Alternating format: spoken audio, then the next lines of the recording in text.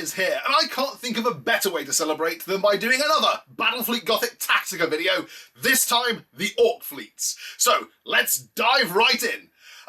There are several Ork fleets, and I'm going to talk through kind of briefly all three of them. The plan is I'm going to talk about the different Ork fleets that are available, what ships the Orks have at their disposal, the strengths and weaknesses of the Ork fleet, and then at the end we'll just talk some general tactics and some sample fleet lists. Okay, so let's talk first of all, fleet lists. What options do the Orks have? The Orks have the benefit that they actually have three different fleet lists at their disposal. The first one is the Ork pirate fleet that came in the big blue book. Let me say right now, don't use this one. This is not the one that I would be suggesting to use, albeit the big blue book is cool. The other two lists that they have at their disposal then are the Ork list that was made available in the Battlefleet Gothic Armada supplement. That's sometimes called the War list. War! The other list that they have at their made available to them is the Ork Clans list. And both of those fleets have advantages and disadvantages. In terms of briefly, why not to use this one? It's just not got all the options open to you. This only has the core ships the Orks first had available to them when Battlefleet Gothic got released. It's about the same level of ships that the Eldar fleet had, but nowhere near the level of ships that the Imperium or Chaos had at their disposal. You've basically got 2 Kroozers and 4 Escorts. If you use either of the other 2 fleet lists, this opens you up to their big battleships and battle cruisers, as well as things like the light assault cruisers and the assault cruisers. The other reason not to use this is it just doesn't have the same adaptability that the other lists do. The other lists have more options for converting your Ork ships, and if you're an Ork player, you probably like converting stuff. They also have more weapon options, and like I said, more ships available at their disposal. So let's touch briefly on those 2 fleets. The War list. This, as I say, was introduced in Armada. It comes with all 4 of the big kind of 12 hit point heavy ships that the Orks had available to them, as well as the Hammer-class battle cruiser. It also has some degree of modification. It has the option to add on things like extra turrets and extra shields, which Orks definitely want to be able to add. The other major advantage that it has is it allows you to take a lot more in the way of kind of Ork war bosses or warlords. The cool thing about the War list is you can add basically 1 Ork warlord for every 500 points of your fleet. So in a 1,000-point fleet, you've got 2. My usual level, 1,500, you've got 3. Any ship that has an Ork warlord on it doubles its assault value in boarding actions, which is pretty nifty.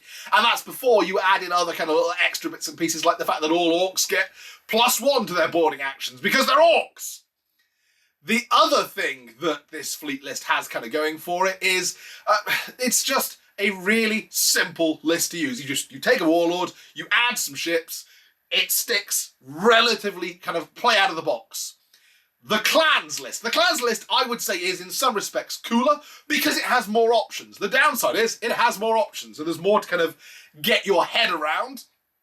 What this gives you essentially is a system whereby, again, you have 1 warlord per 500 points, up to a maximum of, say, 3 in a 1,500-point game. And then each warlord builds its own little squadron, spelt with a SK because they're Orks, SKW, which can have a certain number of options. I'm an Ork player. This is starting to look an awful lot like math. Basically, you can have big stuff, you can have medium stuff, you can have rocks, you can have small stuff. There's a limit to how much small stuff, and you've got to have a certain amount of big stuff. It gets a little confusing. You also have the option to have an Ork warlord per 500 points, which then guides on a carrier. But as opposed to in the War list, where the warlord doubles that ship's boarding value, instead it gives you the option to add +2 to a single boarding roll per game, which is perhaps more balanced, but is not necessarily as cool as just going, oh, I've got double boarding value, have all the Orks in the world roaring into your ship. What the clan list does have going for it is it does have more options. So for every warlord that you've taken in your fleet, they can buy extra. They come with a reroll, and then they can buy extra, up to 2 extra rerolls. And every reroll that warlord has allows you to buy upgrades for the ship that he's riding in.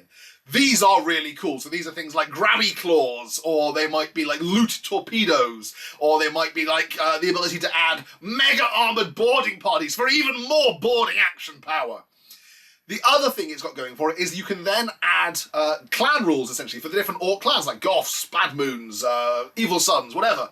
You pay a points upgrade for your squadron to have that clan rule, but then ships within that squadron get a free upgrade, as well as the upgrades that the Warlord is buying for his ship. So if you take Evil Suns, and they all get better engines and get to go 5 centimeters a turn faster. If you take Bad Moons, they get better gunners. If you get Death Skulls, they get better torpedoes and ordnance launchers. It's a cool, nifty little way of doing it, and in fact it comes within the rules, the suggestion that the ships should be painted, like the one I did in my thumbnail, to match a particular clan, which again is really cool. Those that I would say are the two lists that you kind of want to be looking to play. If you've got the head for it, I would say use the clans list. The extra upgrades are worth it, and we'll talk more about why a little bit later on.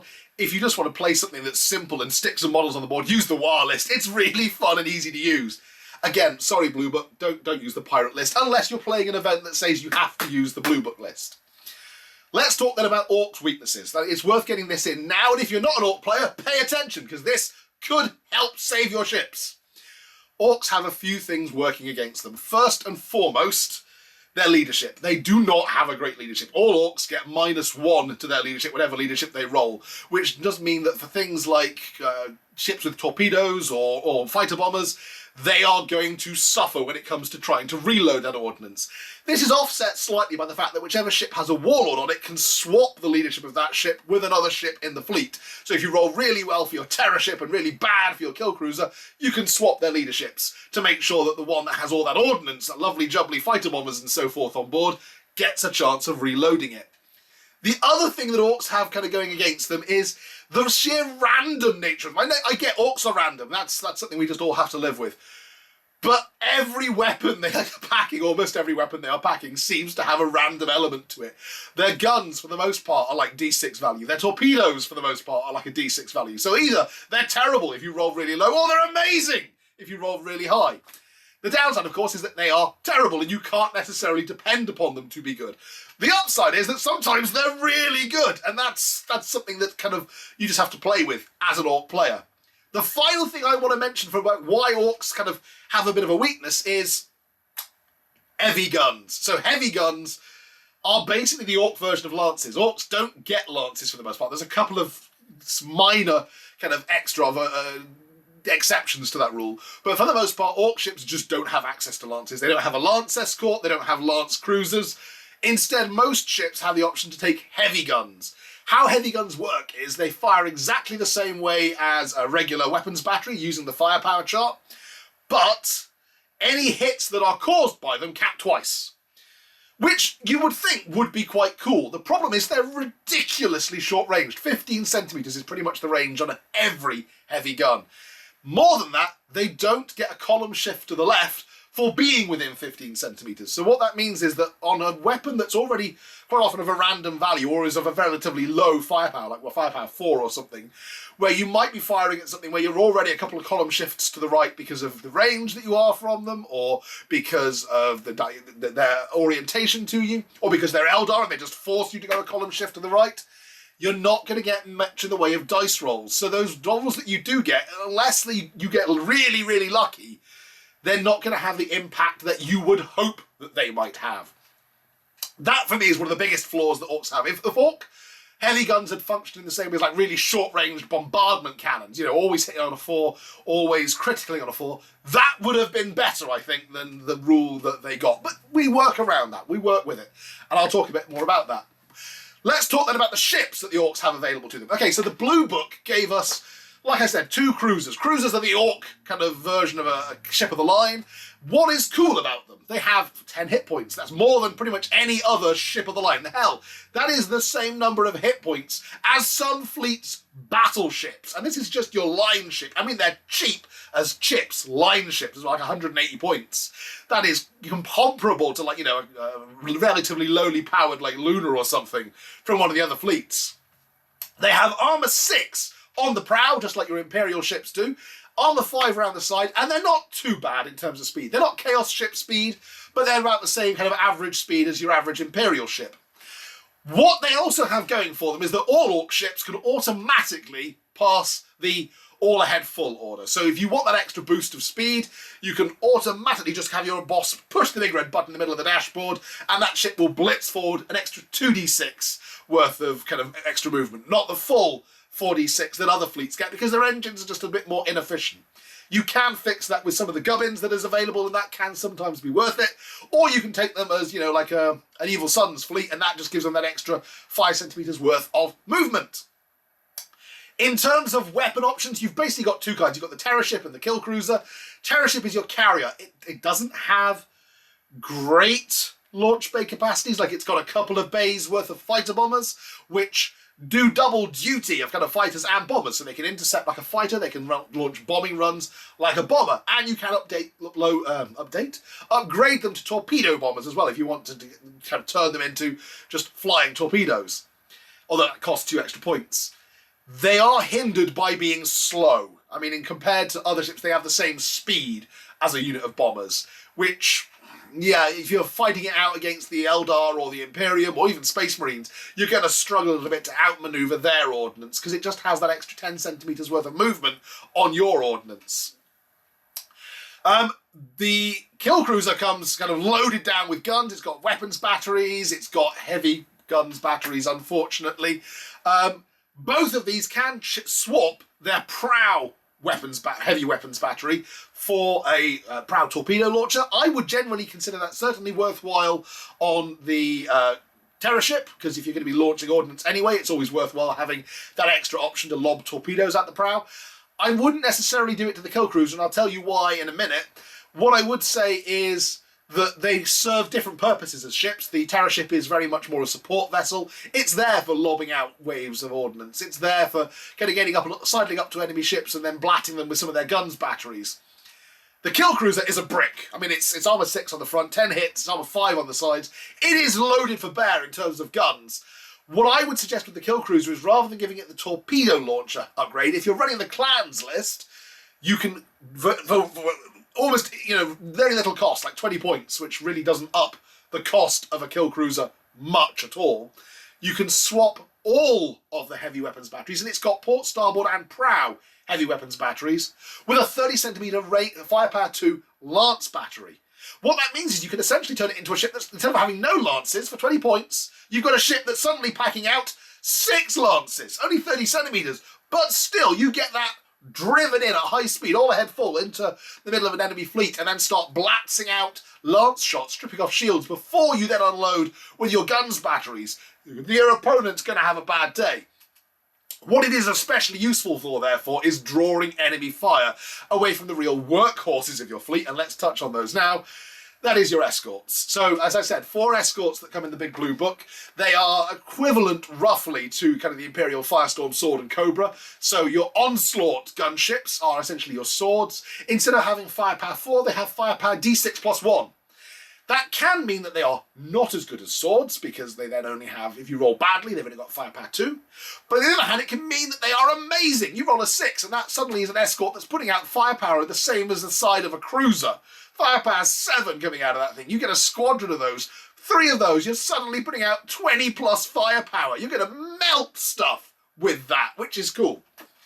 The Ravager is one of my favourite Orky options. This is the version of the Cobra. It's the missile boat.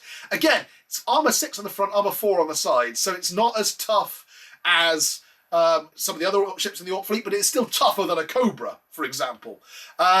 The main thing it's got going for it is it's only about 10 points more than a Cobra, and yet a Cobra has firepower 1 and 2 torpedoes as its option. The Orky version has firepower 2, so it's a reasonably functional gunboat already, and then it's got D6 torpedoes. Now, again, this could be terrible. One time out of 3, you will roll no better and possibly worse than a Cobra. But 2/3 of the time, you're going to put out more torpedoes than the average Cobra gunship. And again, 3 of those between them have the option to potentially put out up to 18 torpedoes in an amazing dice roll. 18 torpedoes go blasting across the board, annihilating everything in its path. The final one worthy of mention is the Savage Ork gunship. I'm sorry, guys, I don't use the Savage Ork gunship. It's a heavy weapons battery armed gunship. It's got a 15 centimeter range. you're not going to get into range of anything in time to do anything valuable with it, if I am honest. I just don't use them. If they had the option to take a lance-armed one, I would happily use that. I don't like... I love the model for the Savage Ork gunship. I don't like the rules for it. That's not to say you shouldn't use it, but if you find a use for it, let me know in the comments, please. Let's talk now about the absolute hero of the Ork ship fleet, though, and that is the Brute Ram ship. This is a unique ship to an Ork fleet, and honestly, I've played guys who've just spammed, like, 25 plus of these, and it is insane what they do. They are the most orky of all tactics when it comes to ships. Essentially, they are a giant flying chunk of adamantium with a rocket engine strapped on the back. That's literally it. They've got, I think, like, firepower 1, firepower 2 as a weapons battery. It's really not much. They've got firepower 2 weapons battery, that's not too bad. They've got 5 centimetres extra speed on their contemporaries, so they're rocking in at 25 centimetres speed. What makes them cool is they've got armour 6 on the front, much like their contemporaries, armour 4 around the other 3 sides. But unlike other escorts, if you stage a ram with a Brute Ram ship, and the name is there in the title, instead of rolling 1 dice for the number of hit points that you have, you roll 4, which is basically the same as if someone was ramming a Kroozer or something. I think, let's take that as an example. A 25-point Brute Ram ship rams an Imperial Kroozer in the side. The Kroozer, as the rammed vessel, gets half its hit points back to try and cause damage to the vessel that's ramming it. So there we are. Let's say it's an undamaged Kroozer. It's rolling 4 dice. It needs 6s to damage this little 25-point Brute Ram ship. The Brute Ram ship is rolling 4 dice as well. It needs 5s because it's rolling against the side armour of the target. For 25 points, you can strip 2, maybe 3 hull points, ignoring shields, off the side of this Kroozer. You blow up because it managed to get a 6. Oh no, what dramas. You've got loads more where that came from. I genuinely, there is a tactic which is just take as many Brute Ram ships as you can. You can do this. You won't have many friends who want to play you after the first couple of games. But they are, used in moderation, a lot of fun to use. I generally go either running them solo or running 2 little squadrons of 3, because I think that kind of gives you the guarantee that at least one of those squadrons is going to get a ram in. Ram both those squadrons into a Space Marine battle barge, and it's bye-bye battle barge for a squadron that costs less than half the cost of that battle barge. You would be rolling 24 dice to hit that battle barge while it's rolling at most 6 back at you. It could in theory, if it rolled 6 6s, kill all 6 ships, but I pretty much guarantee you roll 24 dice, you're going to cripple it, if not completely destroy it. Speaking of ramming, the other thing worthy of note, of course, is as an escort ram ship, they're most, unless you're trying to ram enemy escorts, and you can do that, but I'm not sure why you would, it's just not worth the points comparison.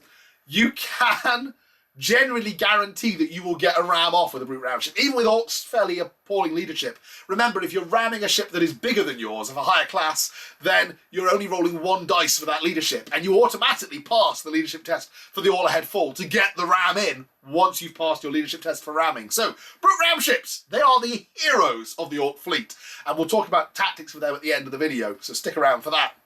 Let's touch now then on the big stuff that the Orks have available to them. So they've got 4 big ships. These were introduced in Armada. They're all really cool and different in their ways. 3 of them are all out-and-out battleships. They have 12 hit points each, and they're all, bizarrely, kind of like special character ships. They all have names, and you can only have 1 of them each in your fleet if you really decided to run a fleet with 3 battleships in.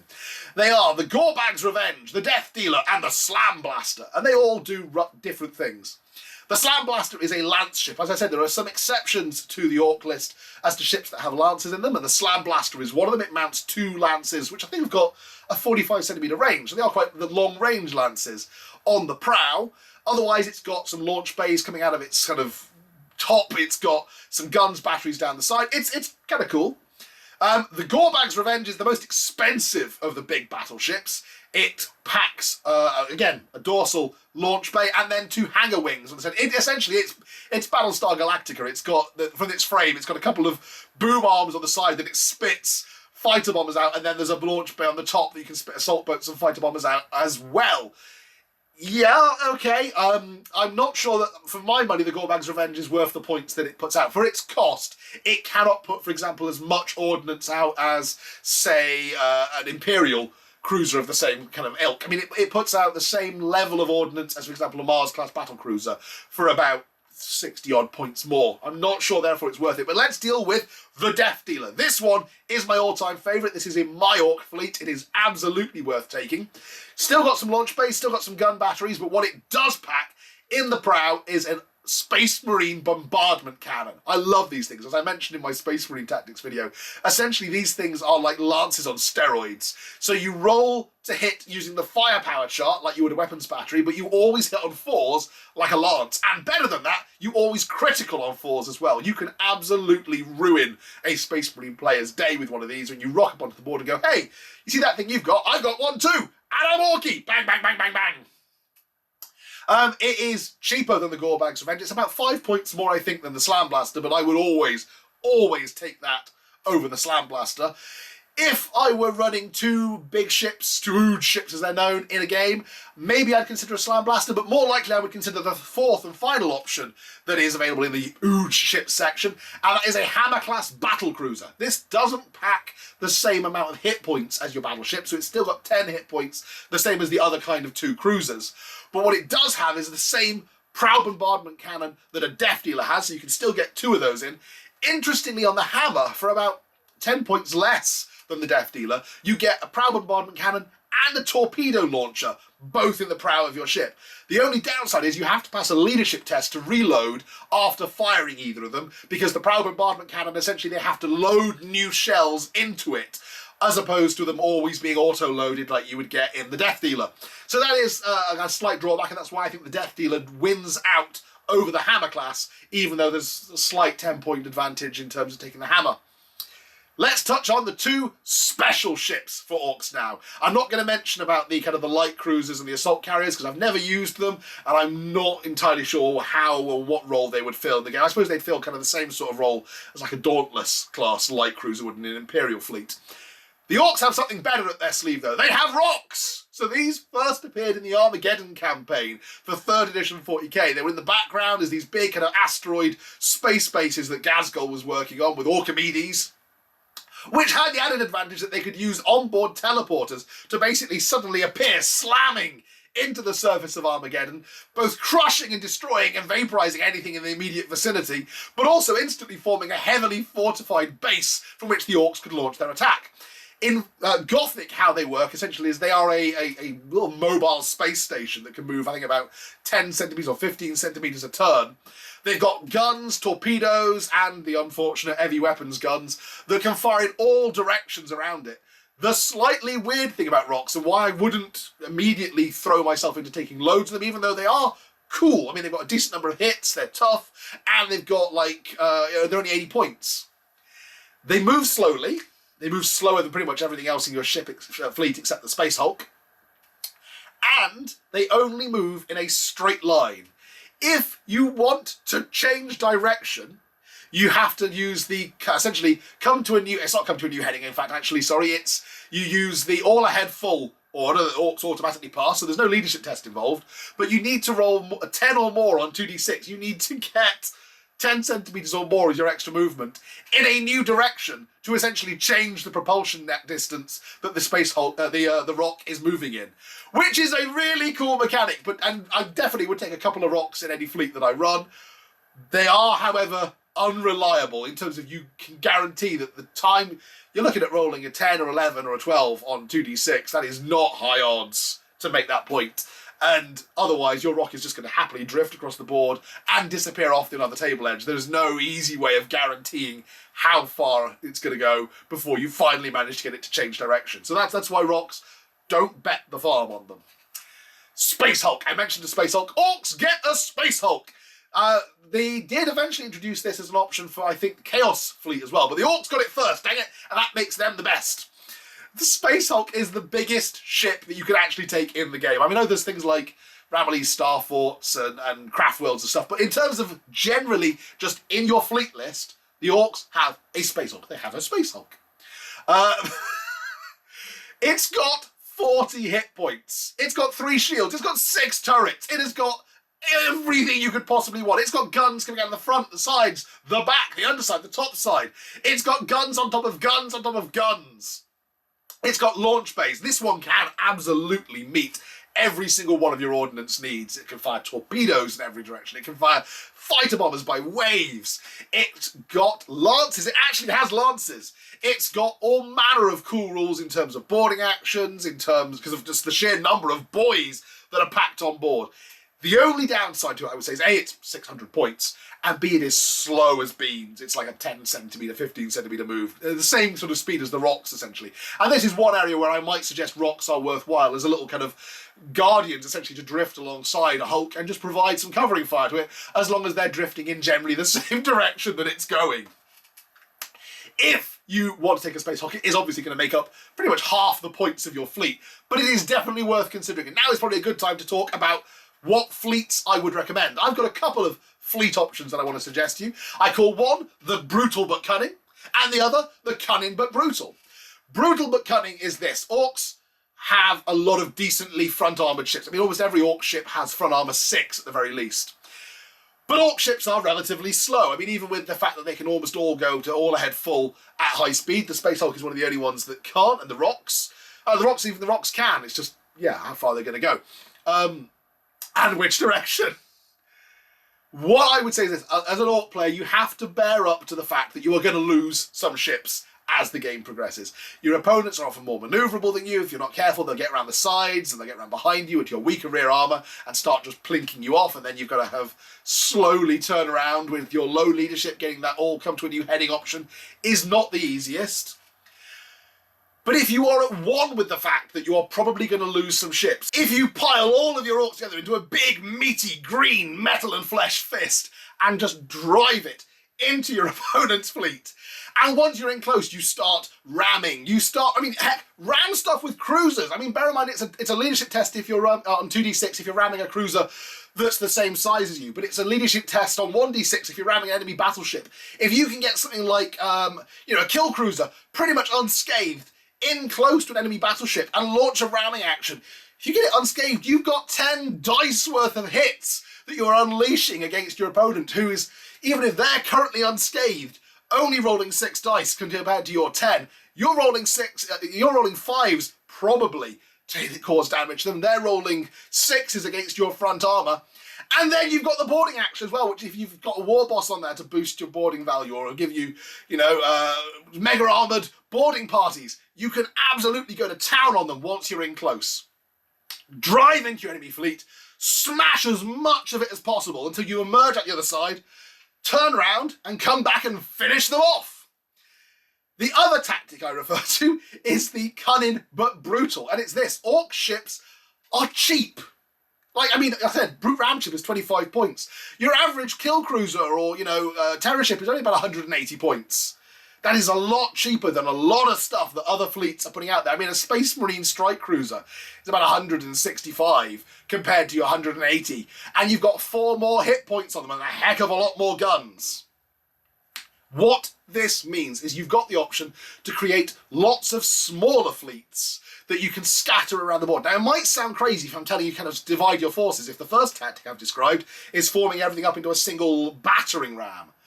But the benefit is this. Like in a game of 40k, Orks will generally have numbers against a lot of their opponents. I mean, Nids are one of the few exceptions on this, because their escorts are pretty much as cheap, or if not cheaper, than yours. But if you can create these little small pockets that are flying off in lots of different directions and trying to get around behind your opponent, where you can bombard them with your heavy prow weapons to their vulnerable stern, your opponent has got a lot of targets that they've got to divide their attention for, especially if you start, like I said, taking brute ram ships as little kind of individual squadrons on their own. He's got to pick off each one of those, because any one of those brute ram ships can give him a really bad day. Scatter your fleet across the board, force your opponent to move around. If he goes after one little chunk of it, swarm him from behind with the rest. It's a sneaky tactic, it's a cunning tactic, and it still makes use of your brute strength.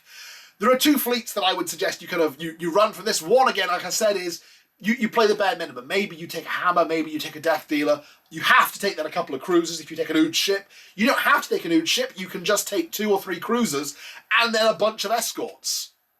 That is a valid way to go. Lots of ships, lots of numbers, swarm your opponent. The other tactic is, take a Space Ork. If you want a fun game, if you've gone to the trouble of converting your own Space Hulk, why wouldn't you? Take a Space Hulk, packs a couple of cruisers next to it maybe, or, you know, Rock and a couple of cruisers, some escorts to swarm it, and just drive it into your opponent's line at a slow, happy little pace, and blast forth with everything it's got. Your opponent, I guarantee, will focus all of their attention on that Hulk. If it's the biggest thing on the board, if it looks menacing as hell, of course he's going to want to kill it. If nothing else, he's going to want the bragging rights of saying he killed a Space Hulk. 40 hit points. It's not going anywhere anytime soon. Take a Space Hulk, wrap it up in some ships, and let your escorts do the work while your Space Hulk happily drifts into your opponent's fleet, blasting away with everything that it's got.